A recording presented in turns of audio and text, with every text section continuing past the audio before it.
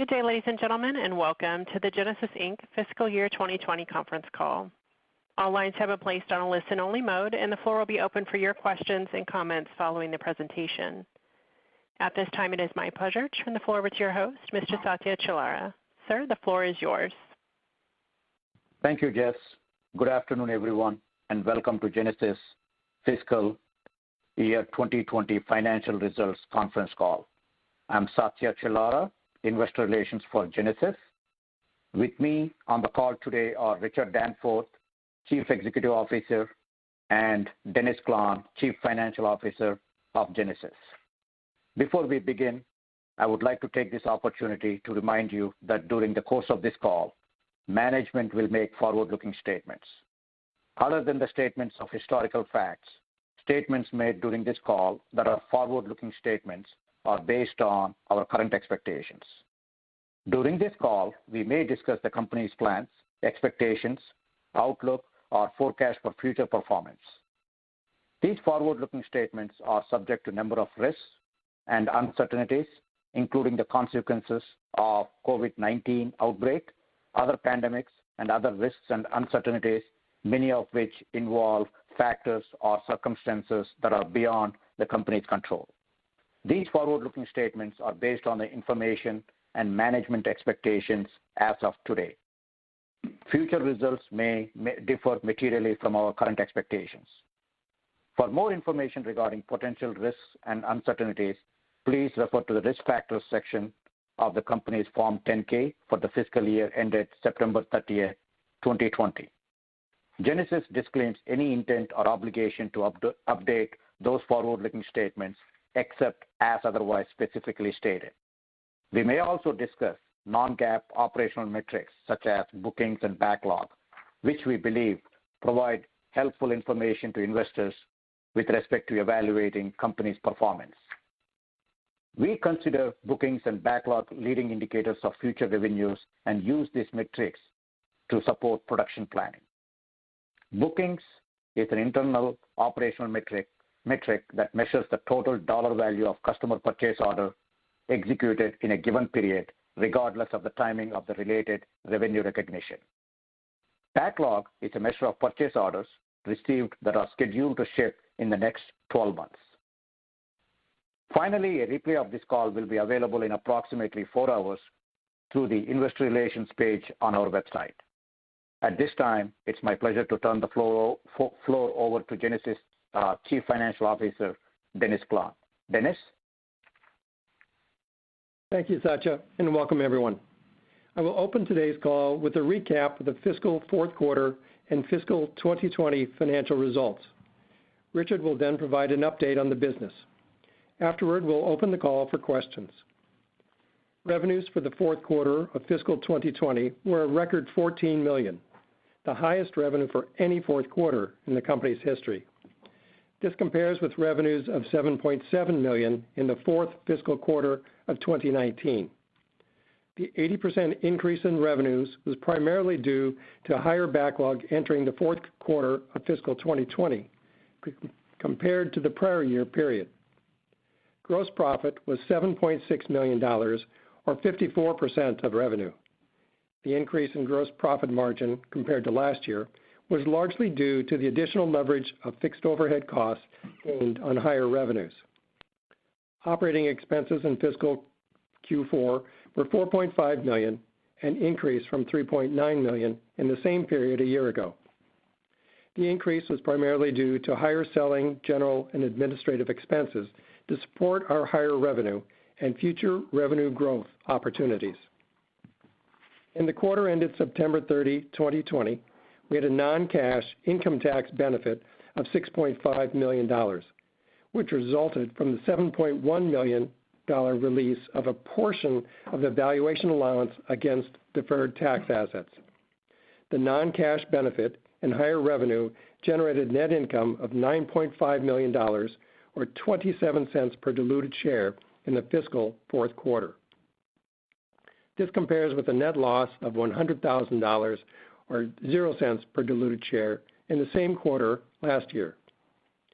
Cash generated from operating activities in the quarter was $3.2 million. Revenues for fiscal year 2020 were a record $43 million. This compares with revenues of $37 million in fiscal 2019. The 16% increase in revenues was primarily due to higher backlog entering fiscal 2020 compared to the prior year. Gross profit was $22.6 million, or 52.6% of revenue. The increase in gross profit margin compared to last year was largely due to the additional leverage of fixed overhead costs gained on higher revenues. Operating expenses in fiscal 2020 were $16.6 million, an 8% increase from the same period a year ago.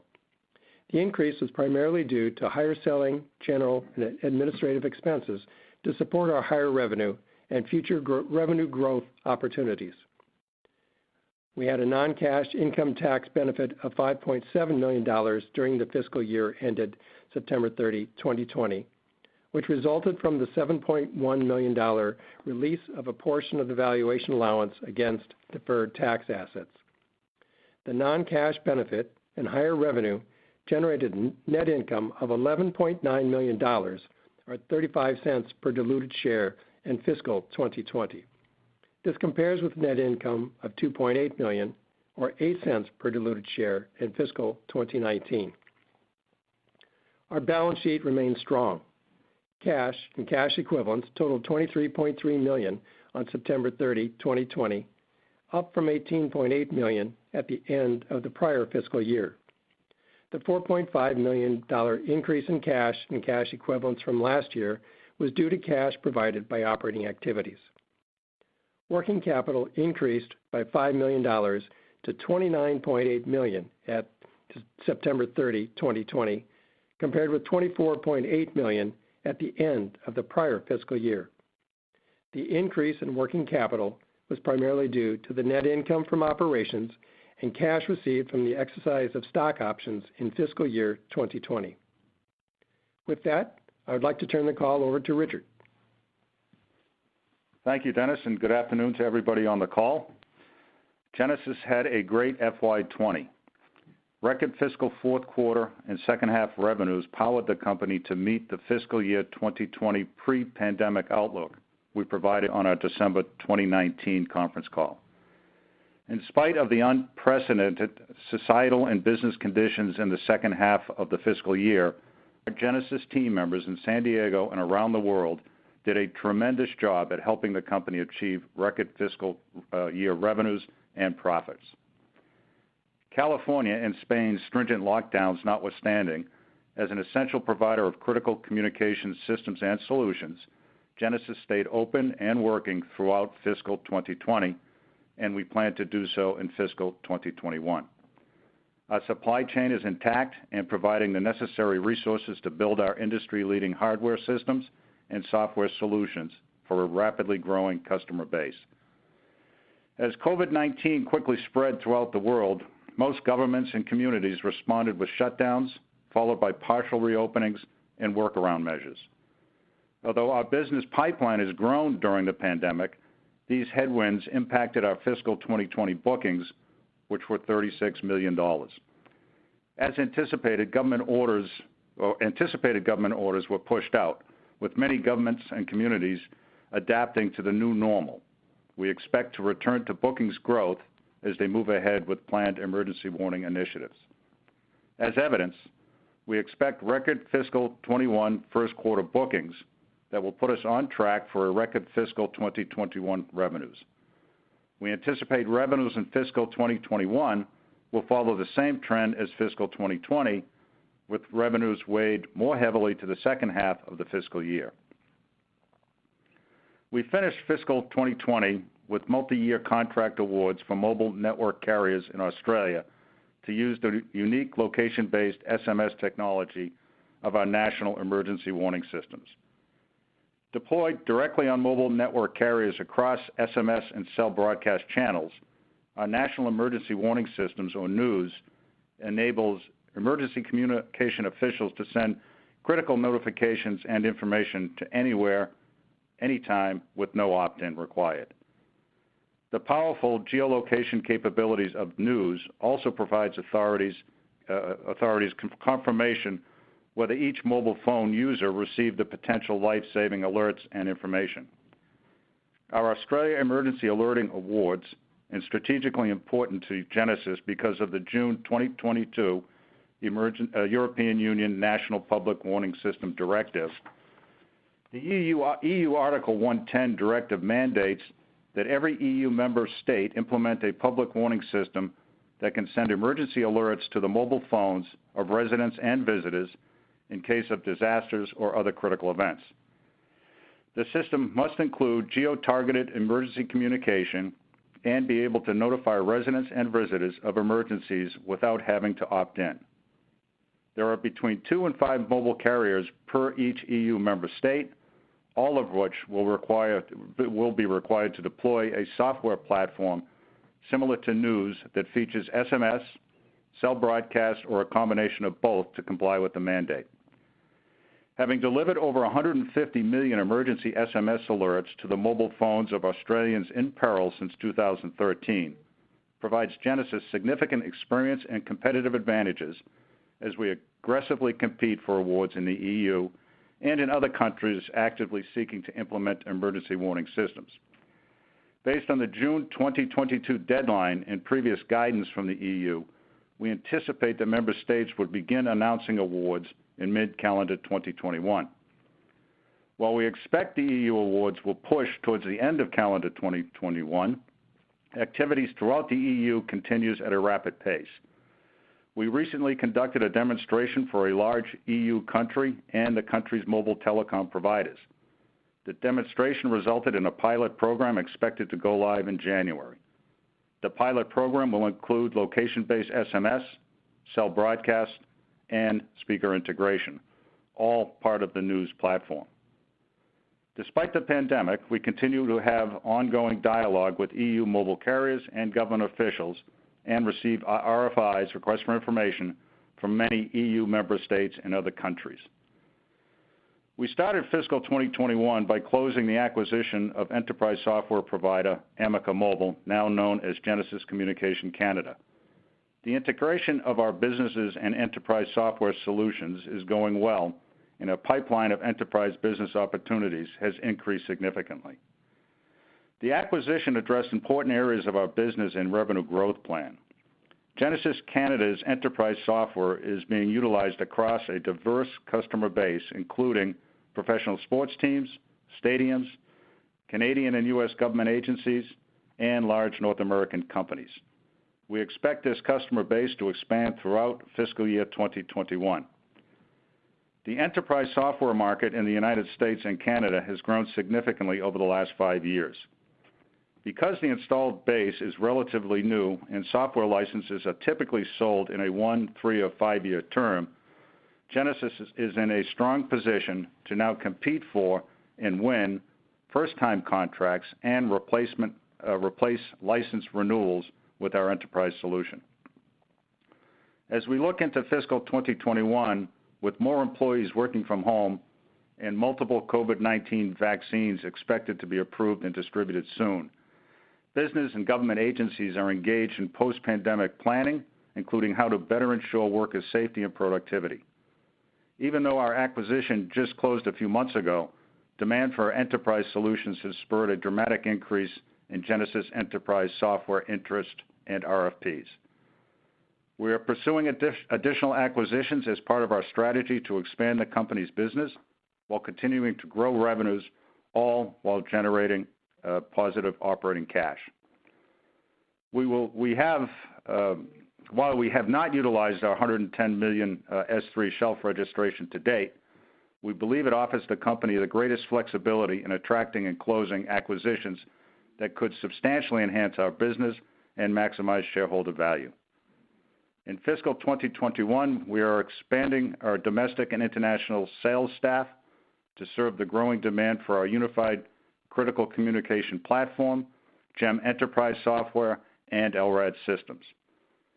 With the political unrest, COVID-19, future pandemics, and other natural and man-made disasters continuing to increase throughout the world, Genasys systems and solutions are proving to be essential to help keep people safe.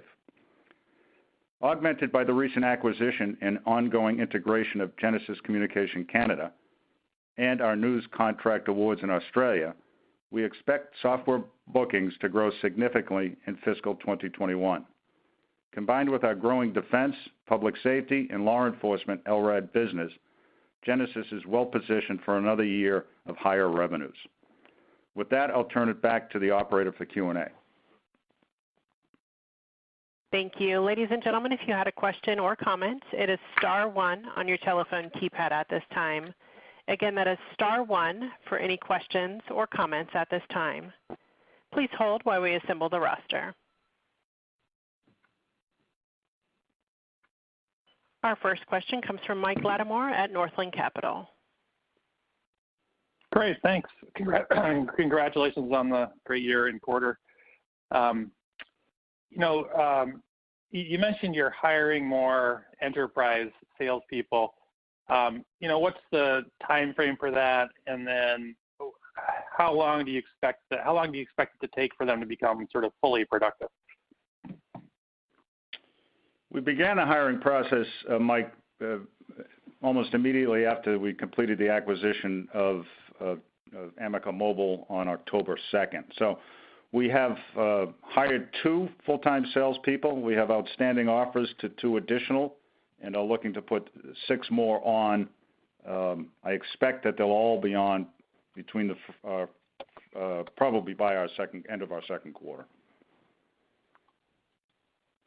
And then for them to ramp up to full productivity, what are you assuming there? It depends on the individual and the geography, but as you know, it's not going to be immediate. But I expect certainly by the third and fourth quarter that will ramp up fairly steeply. Okay, great. And then you mentioned the pilot in Europe. Are you the only one sort of doing a pilot in this specific country? I can only speak for Genasys, and we're doing the pilot. Okay, great. And then just on the LRAD business, what's the visibility there in terms of another, kind of sizable order in fiscal 21? What's kind of the, visibility into that and timeline? Our bookings for 2021 are expected to be substantially higher than that which is we experienced in FY20. That's across the board in our integrated systems, our LRADs, and our enterprise software solutions. In terms of visibility, it's quite good. The sales cycle for systems and programmed LRAD acquisitions is quite long. So we've got good visibility into the pipeline, that which is in our forecast as well. Mm-hmm. Okay, great. Thanks very much. You're welcome. Thank you, Mike. Next call, please. We'll go next to Ed Wu at Ascendiant Capital. Yeah, also congratulations on the quarter and the year. Did I hear you correct that you said that it's going to be record revenue in Q1 and record revenue for fiscal year? Not exactly. I said I expect record bookings in fiscal Q1 of FY21, and I do expect, yet again, record revenues for our fiscal 2021. From what I can see now, Ed, that's all in the cards. Now, again, as I've cautioned in the past, this pandemic casts a very long shadow, but what I see now, I see continued revenue growth year over year. All right, great. And then, obviously you guys done a very good job of growing revenue at a pretty healthy rate. You guys moved into your, new offices last year. What are the opportunity for, much more margin improvement as you guys, are able to grow revenue at such a high pace? Well, we did. I'll let Dennis comment on that, but I think we hit record gross margins in our fourth quarter. But go ahead, Dennis. In the fourth quarter, we had 54% gross margin. For the total year, it was 52.6%. 54% is quite an improvement over where we've been over the last couple of years. We've achieved a 54% over each of the last 2 quarters. So obviously that with the increased revenue, it's been a big driver in that margin growth. Now, the software business, as you look down the road, over the last couple of years, we've added to the software business, but it's not yet a significant part of the total company revenue. It's probably 5% or less of total company revenue. But as that grows as a percentage of the total revenue, you would expect that the margins would increase somewhat. Great. And then the last question I have is, you mentioned that you guys were still pursuing M&A opportunity. Congratulations on the closing the Amiga deal. Are you pretty much fully integrated with Amiga? And also, in terms of M&A deals, are you going to continue to look for smaller Genasys Amiga type size deals, or do you think you guys are potentially looking for a much bigger acquisition? The integration of Amiga Mobile with the Genasys Enterprise solution is ongoing and will continue over the next couple of quarters, Ed. In terms of acquisition candidates, we're not particularly constrained in size, although the two we have bought have been of the smaller variety. But no, it's not a particular focus on small versus large. It's capabilities and what the acquisition can help improve from a shareholder value perspective. Great. Well, thank you for answering my questions, and I wish you guys good luck. Thank you. Thank you. We'll go next to Ryan McWilliams at Stephens. Thanks for taking the questions, and congrats on the results. Really nice to hear about the incremental demand you are seeing for emergency notification solutions as these corporates and municipalities plan to go back to work. Are there any particular use cases that they're asking Genasys about that you can solve? And do you think there's a difference between if corporates or municipalities will move first to add your software solutions? I think, Ryan, both, whether it's a municipality, a government, or a business, it's all about giving the employees and the management confidence that if there's events occurring that could harm them, that they get notified as quickly as possible and necessary actions are taken as quickly as possible. So the use cases are just that. It's about critical communications and knowing where people are and if they might be in harm's way and what action those people should be taking. Perfect. And just on the public warning opportunity, would it make sense to acquire a cell broadcast provider to add maybe some country examples or existing country examples for cell broadcast, or maybe some additional cell broadcast capabilities? And then separately, do you think there's an opportunity for Genasys to sell its hardware solutions on top of your software capabilities to the European countries as a part of this public warning opportunity? The second question first, and the answer is yes. As I mentioned, the pilot we're doing includes both cell broadcast, location-based SMS, and acoustic device integration. If your first question was what, do we want to think about buying a cell company, or what was that? Yeah, just a cell broadcast provider to add additional country examples for cell broadcast or any capabilities. At this time, I'd say no to that. We have our own integrated platform that has cell broadcast and location-based SMS. As you know, would likely work with a hardware provider that would provide all the horsepower necessary to run the software, and those are pretty available, Ryan. Yeah, and you have the capabilities on your platform already. Just to that point, do you think the countries going forward as a result of COVID will trend more towards hybrid solutions in Europe, or is it really still on a case-by-case basis at this point? I think more and more are looking at the hybrid solution. It was a mix of cell broadcast versus location-based SMS. The attributes of the location-based SMS and knowing where the phones are and how many phones might be in an area that they need to be notified of a pending emergency. That functionality is provided by the location-based SMS. It's not in the cell broadcast. So knowing where the phones are, how many and how they're moving, I think is proven to be quite a versatile and valuable tool for emergency management people. Perfect. Yeah, it's my understanding there's not too many providers that can do both. But congrats on the quarter again. Thanks for taking the questions. Thank you, Ryan. And once again, ladies and gentlemen, it was star one if you had a question or comment. We'll go next to Rick Neaton at Rivershore Investments. Thank you.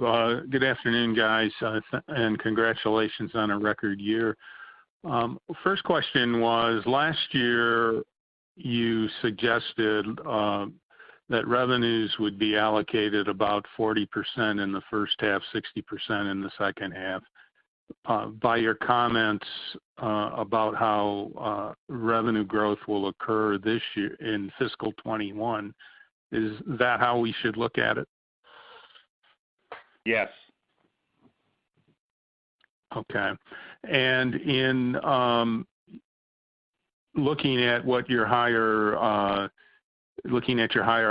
in the fourth quarter of $4.5 million, is that going to be kind of a baseline going forward as you expand your sales force and integrate Amica? It'll probably be a little bit higher than that. Amica has its own base, so that's going to be accretive. In addition, as we've noted, we're looking to substantially increase our sales force worldwide. We're looking at hiring 10 just to support the enterprise software, the Amica acquisition. Plus, we're looking to expand our worldwide sales force and to continue to support the EU initiative. So I would expect to see that it will increase in 2021. One last question. How's the visibility right now on the federal level military contracts and some of the government contracts looking forward into fiscal year 21? It's still a bit murky. As you're well aware, Rick, the country's still in the midst of a continuing resolution with no fiscal year 21 budgets passed. The current CR expires Friday, the 11th of December. It's likely they'll pass a 1-week extension to that. From a perspective of Genasys, we're obviously very interested in the defense appropriation bill. That bill has passed Congress. They've voted on it from the House side, excuse me. Senate hasn't, but is expected to shortly. There's a scenario that all 12 appropriations bill, as well as a COVID relief package, will be put together in an omnibus and submitted to the president next week. We shall see, though. I mean, there's still a lot of things that have to happen, but it is there's general bipartisan support for the defense bill. So there are, political issues that always get in the way, but we've got a chance that this will make it certainly before the end of the calendar year. Okay, so it's more of a timing issue. You view it as more of a timing issue than a visibility or actual performance issue at this point. Yes. Okay. Thanks, guys. I appreciate you taking your time to answer my questions. All right. Thank you. We'll go next to Lloyd Corton at Unique Investments. Hello. Hi. Hi there, Lloyd. Hello. Yeah, hi. I've waited a long time for a quarter like this. Thank you and your whole team. Really exciting. Thank you again. A couple of things. Just on Australia, I know we had one contract and this time we won 2, but there was a third contract. Is there any word on that? There's been no announcement on the third Australian carrier. Oh, good. Okay, so we haven't lost it. We might get a hat trick there. Are you feeling any headwinds from the states because of the financial constrictions that they're all under right now? We certainly have in our fiscal year 21. 21 was filled with people not working and then partially working and then figuring out how to work remotely. Tax revenues from most communities will be down across the country and the world, so that will put some pressure on it, no doubt.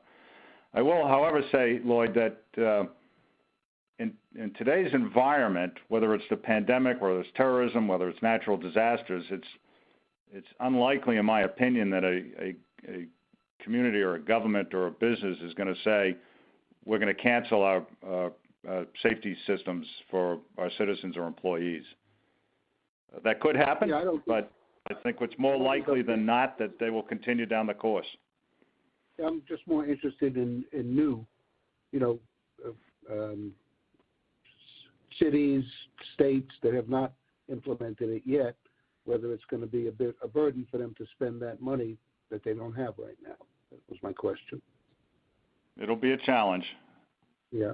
Anyway, listen, everything else has been answered, and thank you again. You're welcome. Thank you, Lloyd. Next question, please. We'll go next to Miles Wittenstein. Your line is open, sir. Please go ahead. Thank you. Hi, guys. How you doing?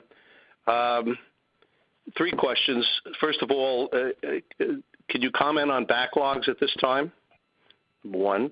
Number 2. Backlog going into 21 is down the difference of the bookings and the revenue. So the bookings, as I mentioned, were $36 million, and the revenue was $43, so $7 million.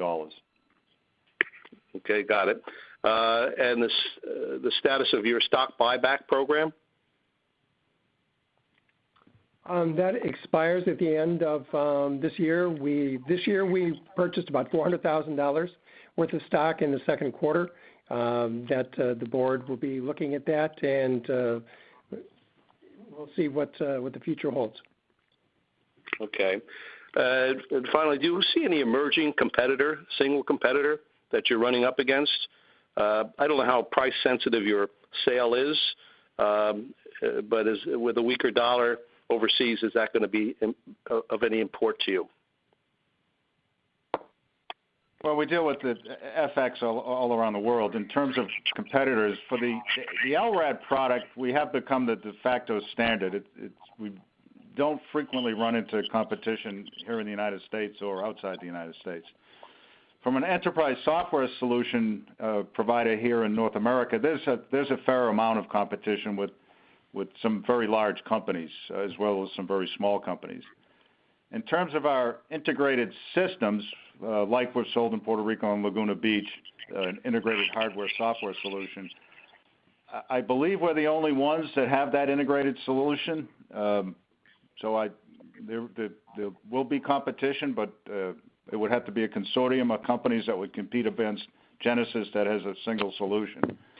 And in terms of the national emergency warning systems, like Australia, like the requirements in the European Union, there will be competition for both the location-based SMS and the cell broadcast. But I think the heritage of Genasys and its abilities they actually, if you look back far enough, they were a pioneer in location-based SMS services. We have decades worth of experience in that area, and I like our chances as we move into the EU. I like your chances too. Thanks a lot, guys. Nice quarter, nice job. Thank you. And with no other questions holding, I'd like to turn the conference back to management for any additional or closing comments. We regularly discuss our business at investor events during the year. We invite you to join us for these events. Thank you for participating in today's call. We look forward to speaking with you again in a few months when we report fiscal 2021 first quarter results.